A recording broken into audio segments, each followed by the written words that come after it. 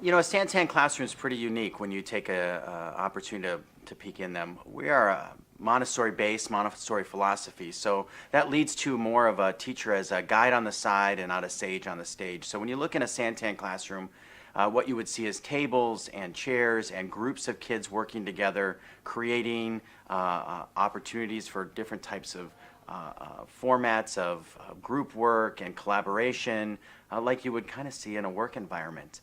Traditional classroom is built with desks and rows and a teacher in the front delivering instruction, and I would say that that is still very much prevalent in schools around us. And that's the reason why, is because it's real easy. It's real easy to stand in front of a classroom and deliver information that you have, and hopes the students all learn it listening to you tell them what they need to know.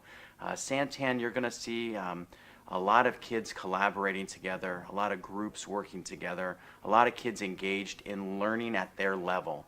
So in the group setting, you might see kids working together in small academic groups. And let's say, for example, if you come in at math, you might see a group of kids working together. And then if you come back later in the day and see language arts groupings, the kids would be in different levels, in different groupings. And that's because not everyone learns at the same level at each content level. And so a Santan classroom is extremely active. There's lots going on all of the time.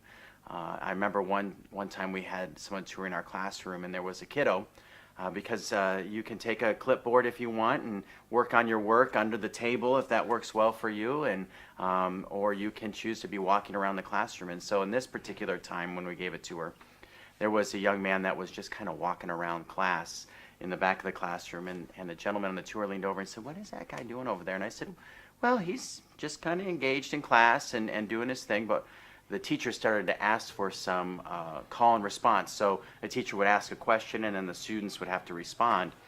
And as they were walking around, as this young man was walking around the classroom, the teacher would say, "Hey, what's 3 times 5?" And he would just say 15. And what's 7 times 2? 14. And that young man was very actively engaged in the classroom. He wasn't disrupting anybody. He was keeping to himself. But he wasn't sitting in a desk in a row expected to deliver information. And so the classroom for Santan is really a child-centered classroom. It's a student's classroom.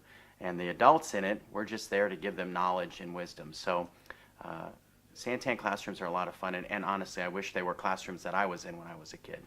But I would love to have anyone stop by, take a peek at any of our classrooms, and see all the great learning that we've got going on here at Santan.